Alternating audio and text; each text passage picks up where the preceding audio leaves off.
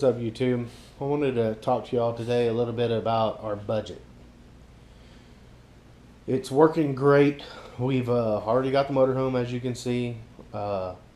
We're steadily piling cash up for our Toad and solar panels. We still are having our garage sales. We still have to sell the cars. We've already sold the camper trailer. We've already sold a truck.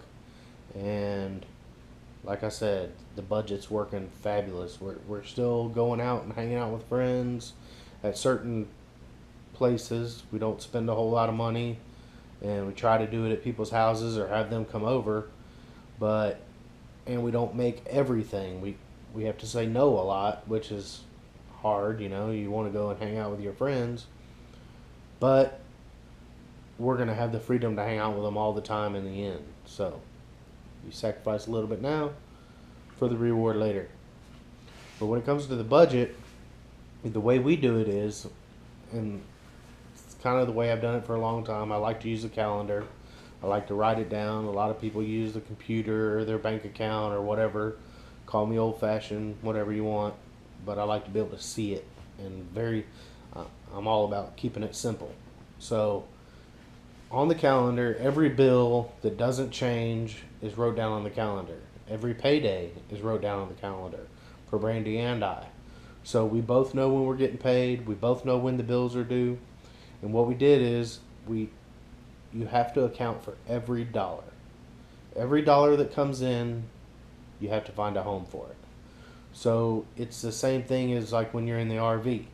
Everything has its place. Same thing with the budget. Every dollar has a home, and it has to be there. And when you buy something, it has to come from there.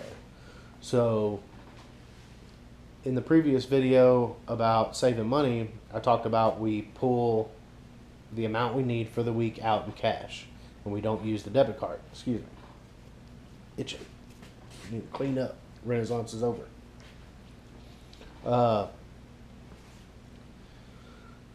So we pull out for the week, and here, let me back up.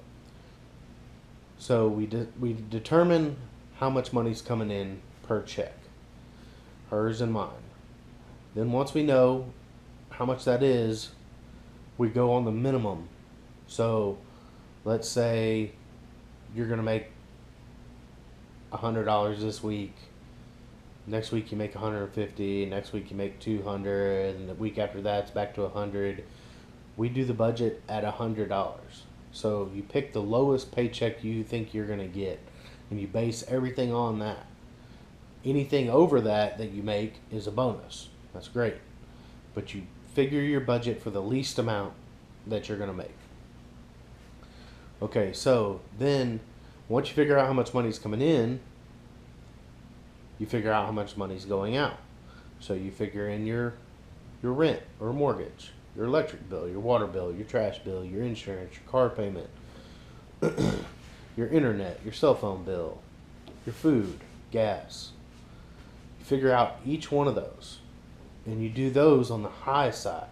So if you use your electricity use for the month is $50 this month, $100 next month, $125, $150, use the $150.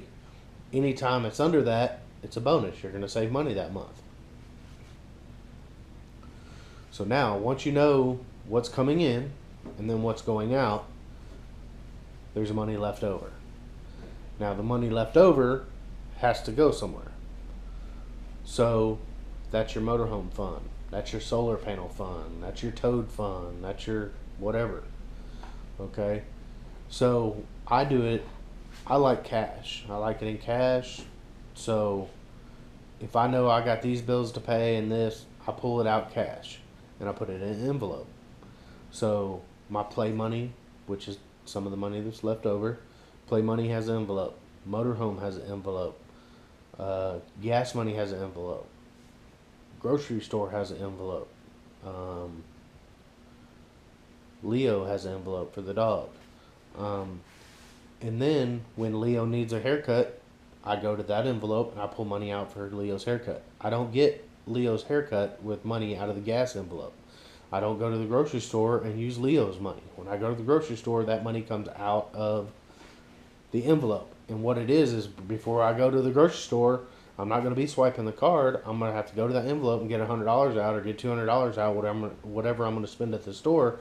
And then I have to pay attention to what I'm buying because I can't go over because I'm not going to be able to pay for it because I don't have a card. Because I don't use the card. I will put something back if I go over. Uh, it works. It takes a little while to get used to, but it works very well. You won't believe.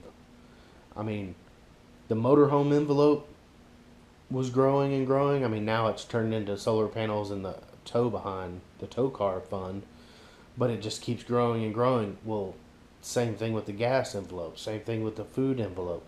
You know, I'm not hitting the gas and trying to waste all my gas. I'm just hanging back. Leave the house a little bit earlier. Leave myself time so I don't have to hurry, and I'm not pushing the car and I'm not burning that gas. Same thing at the grocery store. I'm not going crazy and just buying anything and everything. That I'm being specific. I'm buying big packages. I'm breaking them down myself, and then that money in those envelopes keep getting fatter.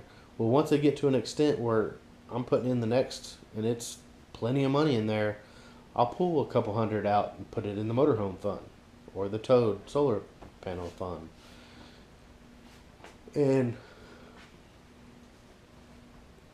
you get to see it, you get to touch it, you get to feel it, and then it makes you want to do it more.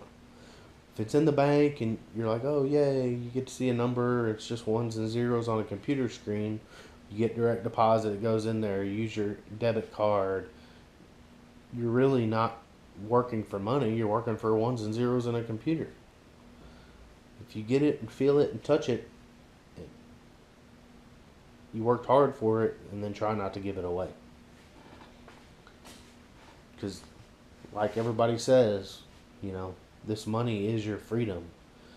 If not, you're just slaving away to pay for all this useless crap that doesn't enrich your life. So I hope that helps.